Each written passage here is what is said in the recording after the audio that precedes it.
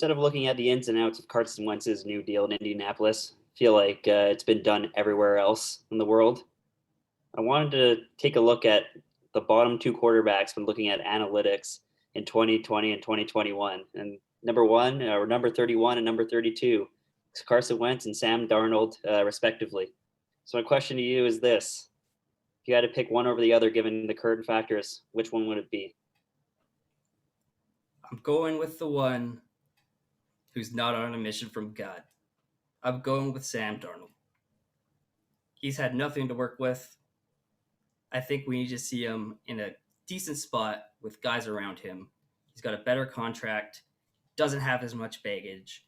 Yes, he's coming from the Jets. Yes, you probably have to teach him everything else, but at the same time, he basically has no background for you to have to eliminate.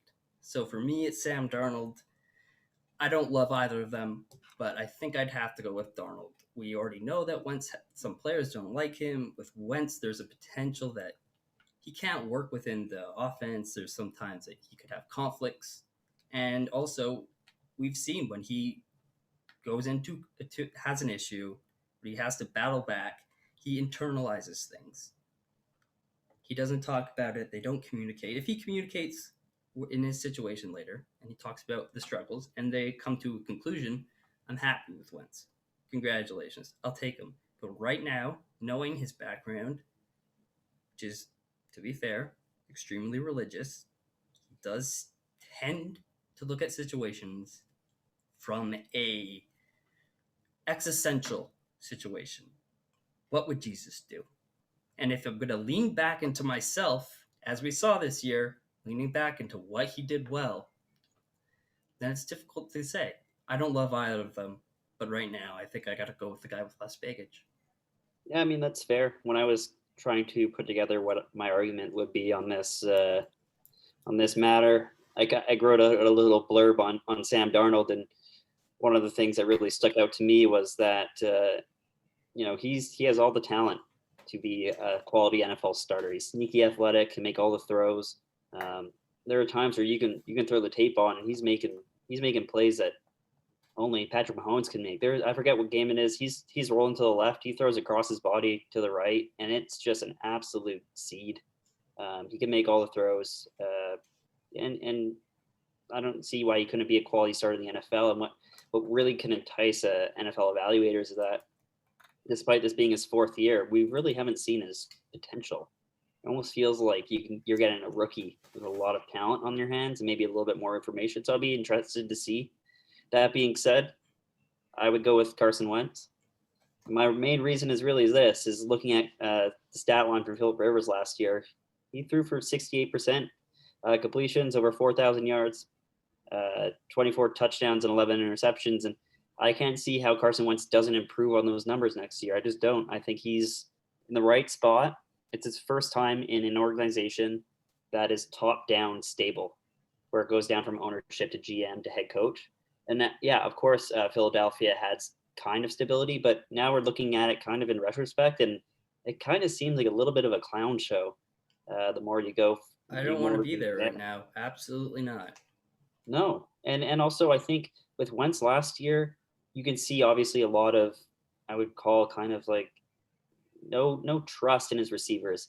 You saw a real difference when Deshaun Jackson was out there compared to when he wasn't. I felt like there wasn't really anyone he felt comfortable with outside of maybe Zach Ertz. Look at the receivers on the outside. Their leading receiver, who was it? He's undrafted. And Greg Ward.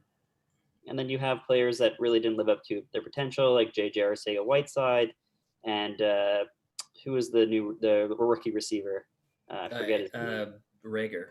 Yeah, Jalen Rager, and hey, Jalen Rager could have a great year next year, and this Galby for not, but it just didn't look like he was ever comfortable throwing him the ball. And we kind of talked about it last week, right? Like it's important to have receivers who can separate. That's why I think sometimes we get all crazy about talent evaluation when you go to like the Senior Bowl and whatnot, and you see receivers and does he fit in the scheme? At the end of the day, it's when you're manned up. Can this player win one-on-one? Because the quarterback can manipulate that middle field safety and deliver a strike. But if you can't beat your guy, then it's all for naught. And it kind of looked like they didn't kind of struggled to just do that when teams And lined up man to man. The So it's reason why just I want to hard. question Wentz with that is because Wentz to me feels like a thrower. At least, he actually doesn't throw it up that often. He hasn't, other than his first year and the most recent year. He threw 7 interceptions. Now, granted, he was injured, and there was a decent touchdown to interception ratio. There was some regression, but to me as a thrower, and I think Carson Wentz, he's aggressive. I think he's willing to throw 50-50 balls, and he just stopped doing it. To me, that's what I thought. And then There was no one to throw the ball to. There's no 50-50. there's If your plenty receiver's of not coming times down. where you see Carson Wentz. There's a reason why his DVOA is 36, right? For sure. There is a reason. He is missing players. Now, granted, the massive elephant in the room is old Doug Peterson. Mr. Have no plan. So I can understand why Wentz may look like he doesn't understand the offense. It's because I have no faith in Doug Peterson either. However, we really do not know. We will not know how this trade works out. We don't know. It could be Peterson. It could be Wentz. It's probably both of them. I mean, when Pearson first got let go, I said early on, like, hey, he's gonna have no problem really getting a job if he wants one. He's still a talent, he seemed to be like a talented coach. But I just think where it benefits Wentz is he's going to a team that has a very stable offensive line. He does now have receivers that, with like the emergence of Michael Pittman, T.Y. Hilton's still there. They have a litany of tight ends who, we've come to know Carson Wentz really likes throwing to tight ends. And it would really benefit him to align himself with their offensive line. Him and Quentin Nelson could be there for the next, 11, 12 years. They could have a dominant team. Yeah. But if I was to go back and group these quarterbacks together, I wouldn't look. These are two guys that you definitely, if you can, you'll move off them. These are not two set in stone guys. That's not what they are. I think that we could guess between, but we could do a lot of that within the league. Basically 3/4 of the quarterbacks you can move off of, and these guys are within that area. Then it just comes down to value and fit. Obviously, getting Sam Darnold is a little difficult, but if you can get Wentz basically on not a rental, but for what they got him for, success would be great. If they fail, it's not the end of the world, but I think it's a good move. I would change my mind if it was. I guess I would rather have Wentz just knowing who he is, but I don't know. Darnold has so much potential. But this works really.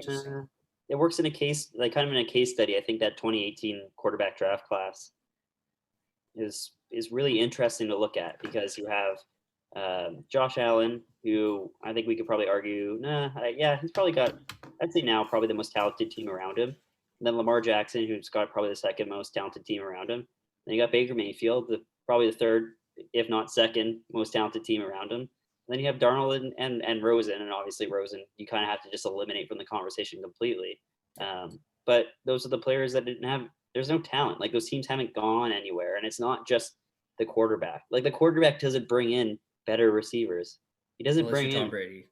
Better. Yeah, exactly. He doesn't bring in better offensive linemen or better defense. So what's kind of like interesting to me though is seeing that Wentz is, obviously he's got his contract extended, but he hasn't been in the league that long, and he's already moving teams to a different, a better situation.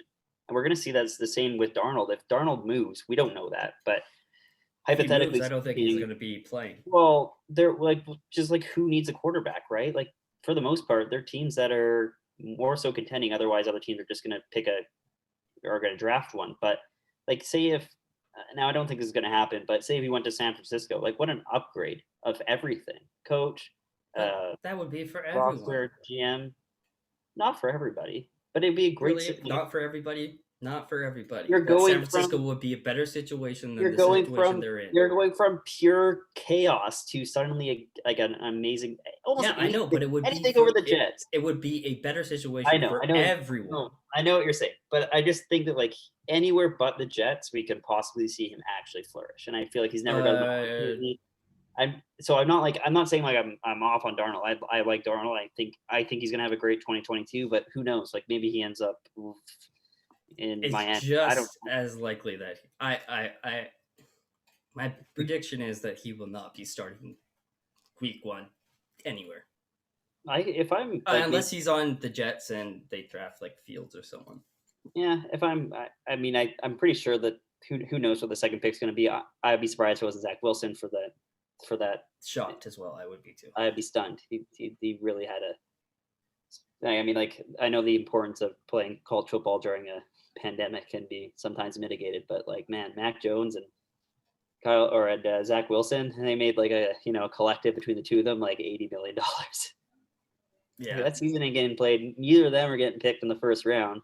Both of them are going back to school next year, and who knows what happens after that. So I think that's always interesting for everybody who's yelling about college football being played. And like, oh, you know what? The whole time it's kind of being, well, there's some benefits to that. Like there could be some Joe Burrows this year. You don't really know. And like, oh no, that won't happen. Yeah, it did. Happened to 2 guys first round.